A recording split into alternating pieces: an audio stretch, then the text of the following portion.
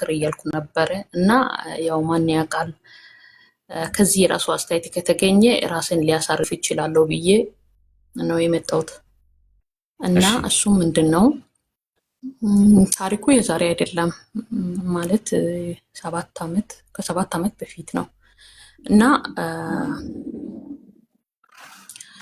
እኔ ባለትዳር ነኝ ባለትዳር ሲሆን 2 ልጆችም እናት ነኝ እና ከባሌ ጋር ምንም አልተጣለው ምንም አልሆንኩም ከቤት ያው በሆነ ምክንያት እሱ አልሰማም ስለኝ እትቼ ነው የወጣሁት ወጥቼም በዛው ነው የቀረውበት ምክንያት ምንድነው ያው ብዙ በደል ደርሶብኛል በህይወቴ ዘመን ያው ያገባሁትም በልጅነቴ ነው ይሄ ነው ከሚለው በላይ ነው የደረሰብኝ እና በጣም ውስጤ አዝኖ ነው ያለው እና እግዚአብሔር ስሙ ይባረክ ያው ራስ በራስን እያጽናናው እስካሁን ድረስ በፈጣሪ እርዳታ አለው እና እሱ ምንድነው አሁን ግራ አይገባኝ ምንድነው እኔ ከሱ አሁን እሱን ጥዬ ከወጣው 4 ዓመት ሆኖኛል እና ከ4 ዓመት አሁን ይሄ 4 ዓመትም እሱ ይከታተለኛል እሺ እኔ ደግሞ ምን ማደርግ አለብኝ ለኔ ግራ ገባኝ ያው አንተ ያው ፍንጩን ካሳየክ እኔ ከመጀመሪያው ጀምሬ መናገር እችላለሁ ያው እሱ ጋር ነው ጥፋቱ እኔ ጋር ነው ጥፋቱ ምን ማድረግ አለብኝ የሚለው ላንተ ጊዜ ካለ ያው በደንብ አድርጌ እንትን ማስረዳት እችላለሁ ማለት ነው ንገሪ እሺ እኔ ያው እኔና እሱ ስንጋባ ያው እኔ 15 ዓመቴ ነው ያኔ እሱም ያው ሌላ ከኔ በፊት ሌላ ሴት ምናምን አያውቅም ከዛ በኋላ በፍቅር ነው የተጋባነው በእንትን ሳይሆን ተጋባንና እዛው እያለን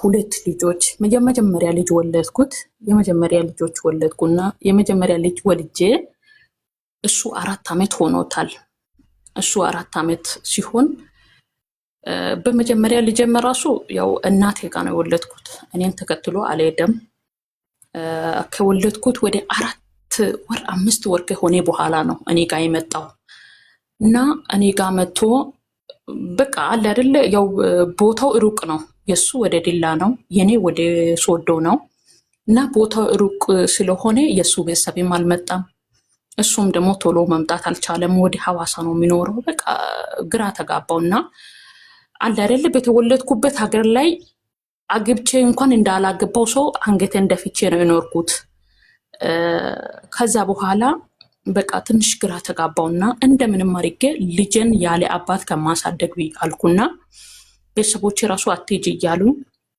8 ወር ለልጄ ሲሆን ከቤተሰቦቼ እጅ እሱ መቶ እንዲወስደኝ ነገርኩና መጣው ሐዋሳ ያለን በቃ አለ አይደለም እሱም ይታገላል እኔም ታገላለሁ እየሰራን ምናምን በእኔ ያው በልጄ 4 ዓመት ሲሆን ሁለተኛ ልጅ መጣልኝ ሁለተኛ ልጅ ሴት ናት እሷንም በቃ በሷ ላይ ራሱ እሱ የለም በቃ አጠገቤ ላይ በሁሉም ማለት ነው በመጀመሪያም የለም በሁለተኛም የለም በጣም ተቸገርኩት በጣም ተሰቃየው በቃ ልጄ የመጀመሪያ ልጄ ራሱ ለእናቴ ነው ወስጄ የሰጠሁት እና ሁለተኛ ልጄን እጄ ላይ ይዤ ራሱ አልቻልኩም የቤት ኪራይ አለ የሚበላ አለ የሚጠጣ አለ እሱ ያው አጠገቤ ላይ የለም ለማለትም አለ ለማለትም የለም በቃ ሰው አለ ብሎ ነው የሚያስበው ለውጭ ሰው ግን ማር ነው በስገባ ያው የለም እና እሱ ፍልድ ነው የሚሰራው እና በጣም ተቸገርኩ በቃ አለ አይደለ በቃ በህይወቴ ያልሰራው ስራ ነው የሰራውት እና በቃ ከምራብና ከምጠማ በሰው ቤት ኪራይ ላይ እንትን ከምል ብዬ ትቼ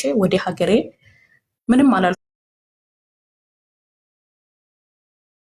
እኔ ወደ ሀገሬ ሊገባ ነው አልኩና እሱም አንድ ጥያቄ እሺ በቃ ግቢ ሩን ሽጪ የምትፈልጉን ውሰጂ አለኝ እሺ አልኩና ከሱ አንድ አፍ ብቻ ሰማው ወደ ሀገሬ ገባው ገብቼ ሀገሬ ላይ እዛ እንጀራ ምናምን ጋግሬ ምን ብዬ ልጆችን ያው ማኖር አለብኝ እሱ ስለተወ እኔ መተው የለብኝም ብዬ እንጀራ እየጋገርኩ ሁሉም ነገር እየሰራው እዛ እናቴ አጠገብ ላይ እነሱን አርጌ በቃ እኔ ማልሰራው ስራ የለም ምክንያቱም እነሱ እኔ ያለው መራብ መጠማት የለባቸውም ብዬ እና እሱም እዛ እያለ ለእኔ ግራ ያው ገባኝ። እኔ ላሳጥረው ታሪኩ ረጅም ነው እና የሚያደርገው አጣውና ነገሮቹን ሲያስበው ለእኔ ግራ ገባኝ። እና ከዛ በፊት ልጄን ወልጄ አጠገቤ ላይ ሰው አልነበረ ማንም። በቃ ስወልድ ራሱ ሌላ ሰው ነው ይዞ ወደ ሐኪም ቤት ምናምን ሄዶ ከኔ ጋር ሆኖ እንትን ያለኝ እና ከወለድኩ በኋላም አለ አይደለም መጠየቅ ምናምን ከብዶታል።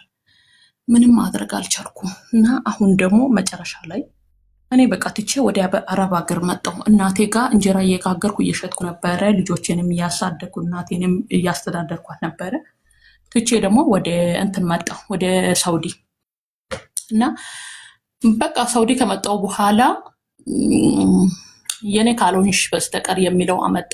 በቃ አለ አይደለ ወደ ጠንቋይ ቤት መሄድ፣ በሰው ማስጠየቅ፣ ራሱ መደወል፣ በቃ አበደ እና ግራ ተጋባው። ታውቃለህ?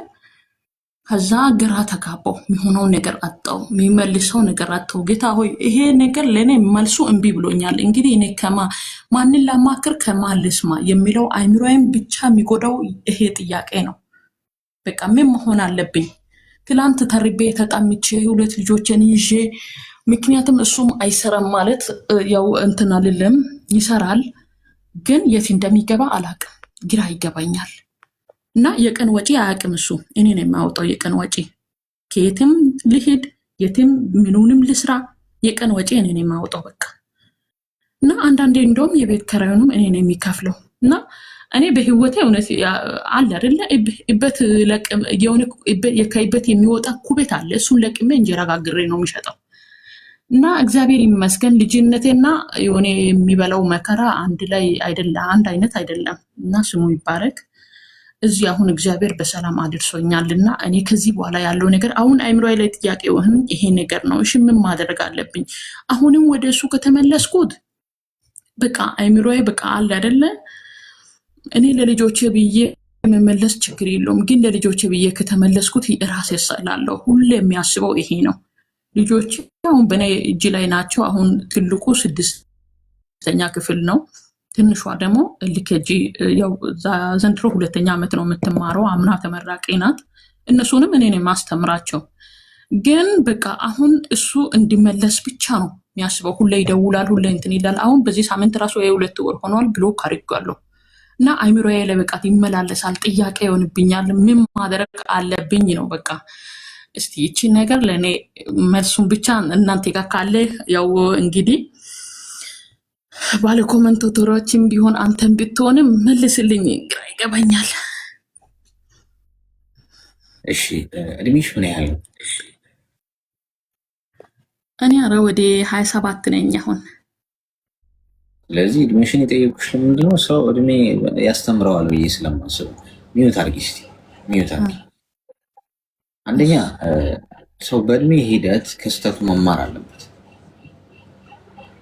ስትሄድ የመታ እንቅፋ ስትመለስም ከመታ ድንጋይ ዋንተ ነህ ይባላል አይደል? ይህ ምን ማለት ነው? እያየ መሄድ አለብህ ነው ፖይንቱ። ስትሄድ ሊመታ ይችላል እንቅፋት፣ ስትመለስ እንዴት ይመታል? በተመሳሳይ መልኩ አትሊስት እያየህ አትሄድም ወይ ደግሞ እንቅፋቱን ዞር አታደርገው። ገብቶሻል? ስለዚህ አንዴ ሰው ሊጎዳሽ ይችላል፣ ሊጫወትብሽ ይችላል፣ አውጥቶ ሊጥልሽ ይችላል፣ ሊቀልድብሽ ይችላል። እማያልፍ ስለሚመስለው ነው ሰው ያንን የሚያደርገው። እማያልፍ ግን ነገር ምንም ነገር የለም። ሰው ዛሬ ተገፍቶ ቢወድቅ ነገ ይነሳል። ዛሬ ቢከፋው ነገ ይስቃል። ዛሬ ቢጨልምበት ነገ ይነጋለታል። ዛሬ ቢከስር ነገ ያተርፋል። ዛሬ የገነባው ሁሉ ቢፈርስ መልሶ መገንባት ይችላል። ጊዜ ብቻ ነው የሚያስፈልገው፣ ትዕግስት ብቻ ነው የሚያስፈልገው፣ መልሶ መነሳት ብቻ ነው የሚያስፈልገው። ሰው ያንን አያስብ እና ስትወድቂ እስከናካቴ ወድቀሽ የምትቀሪ ይመስላቸዋል ሰዎች። ለዛ ነው አንቺን አሁን የምትወድቂ መስሎት ነው ያንን ሁሉ ነገር ያደርገዋል። ዛሬ ተነስተሻል፣ ራስሽን እየጠበቅሽ ነው፣ ገንዘብ እያገኘሽ ነው፣ ስራ እየሰራሽ ነው፣ የተረጋጋ ህይወት እየመራሽ። ስለዚህ እንዴት አይመጣም ስታስብ? የሚመጣው ግን እኮ አንቺን ፈልጎ አይደለም፣ አንቺን ወዶሽ አይደለም፣ ሊንከባከብሽ ከስህተቱ ተምሮ አንቺን ትሪት እያደረገ ሊቀጥል ነው። እንደውም የበለጠ ንቀቱ ይጨምራል አንቺ መልሰሽ ወደ ቦታው ብትገቢ። ይቅርታ አስፈላጊ ጉዳይ ነው፣ ገብቶሻል? ግን ይቅር የምትይው ለራስሽ እንቅልፍና ሰላም ስትይ እንጂ መልሰሽ እዛ ያቆሸሸሽ ቦታ የረገጠሽ ቦታ ላይ መልሰሽ ስልጣኑን ዙፋኑን ትሰጫዋለሽ ማለት አይደለም። ልጅ አለ በመሀላችሁ፣ ልጃችሁን በጋራ አሳድጉ በፍቅር። ከፈለገ ልጁን ይጠይቅ፣ ለልጁ የሚያስፈልገው ነገር አንቺ ልጅሽ አባት እንደ አባት ከልጁ ጋር ባለው ኮሚኒኬሽን መሀል አትግቢ አንቺ ጣልቃ። ከፈለገሽ ኮኮ ያርገው፣ ከፈለገ ይዘለው፣ ምን የፈለገውን ያርግ። ልጅን አትንካ እንደዚህ አትበይ። በልጁ ጉዳይ መብት አለ 100%። ብቻዬን አይደለም ያመጣሁት፣ የአንተ መብት ነው። ከፈለክ ማገዝ፣ ከፈለክ ወስደ ማሳደግ፣ ከፈለክ ገብቶሻል። ግን ልጁ እንጂ አንቺ እሱ አይደለሽም። ማንም ሰው ረግጧችሁ ከሄደ በኋላ ስለ እናንተ መረገጥ የሚያስብ ሰው የለም። ገብቶሻል። አሁን አስታራቂ መስለው ቢመጡ ሰዎች ከተበዳይ ጎን ነው የሚቆሙ። ታውቃላችሁ አይደል? ትልልቅ አባቶችን በሉ አስታራቂ የሆኑ ሰዎች ሁሉ ጊዜ የበዳይ ህመም ማንም የሚረዳው የለም። የተበዳይ ህመም ገብቷችኋል? ከበዳይ ጎን። ምክንያቱም በዳይ ያለቅሳል፣ ይጮሃል፣ ይንከባለላል፣ ይንፈራፈራል፣ አመድ ይለብሳል። በቃ ተጸጽቻለሁ እንትን ብያለሁ። ከዛ አስታራቂ ምንድን ነው የሚያየው? የዛን ሰው መጸጸት ነው። በቃ ይቅር በይ ታይ እንጂ ምን ችግር አለው ይልሻል። የነገውን ግን አያውቅም። ጋርሞ መልሶ ቢያርድሽ ማንም አይደርስልሽ እና ወንዴ ወይ ቶ ብሎ ነው ሰው የሚሄደው። ያንቺንም መጥቶ የሚጋፈጥ የለም። ስለዚህ ፍትህ የሚሰጥሽ እዚህ ምድር ላይ ማንም የለም ማለት ነው። ፍትህን ከሰው እጅ አታገኝም። ፍትህን ራስሽ ነው የምትወስጂው በእጅሽ። ወንድም ከሆንክ በእጅህ ነው ፍትህን የምትወስደው። ፍትህ ማለት ምን ማለት ነው? ነገሮች ከመሆናቸው በፊት ራስሽን መጠበቅ ማለት ነው። አይንሽ ከጠፋ በኋላ አይን አይመልሱልሽም። ፍትህ እኮ ማለት ያ ነው። ለምሳሌ እሱ አሁን አይንሽን ቢያጠፋው ፍርድ ቤት ሄደሽ አይንሽን ስላጠፋብሽ ቢፈረድበት ፍርድ አገኘሽ ነው እንጂ ፍትህ አገኘሽ አይባልም። በፍርድና በፍትህ መካከል ከፍተኛ ልዩነት አለ። ፍትህን ሰጪ አንድ እግዚአብሔር ብቻ ነው። እሱም እንዴት ነው የሚሰጠው? አይን ከጠፋብሽ አይንሽን የሚተካልሽ ከሆነ ፍትህ አገኘሽ የሚባለው። ሰው ገሎ የታሰረ ሰው ፍርድ ቤት ሲፈረድበት ፍርድ ተፈረደበት እንጂ ፍትህ አገኘ አይባልም። ፍትህማ የሚሆነው የገደለው ሰው በህይወት እንደገና ሲነሳ ነው ከሞተበት። ፍትህ እዚህ ምድር ላይ የለም የኔ እናት፣ ብትፈልጊም አታገኙም። ስለዚህ ሳትቀደሚ የራስሽን ፍትህ ራስሽ መውሰድ ማለት ነው ብቃት ማለት። ስለዚህ ነገ አሲድ ደፍቶ ህይወትሽን ከማበላሸቱ በፊት ጎዳና ጡቶ ከመጣሉ በፊት አኝኮ ከመጥፋቱ በፊት አንቺ ኖት ያለሽ ማለት ነው በህይወትሽ ላይ መብት ስላለሽ። ስለዚህ አርፈሽ ቁጭ በይ እሺ፣ ተጠንቀቂ። ይህንን ነው የምልሽ። በጣም እየፈለገ ያለው እንድትመለሽ ወዶሽ አይደለም፣ የጀመረው ሊጨርስ ነው። መኝ እሺ፣ ተግባባን?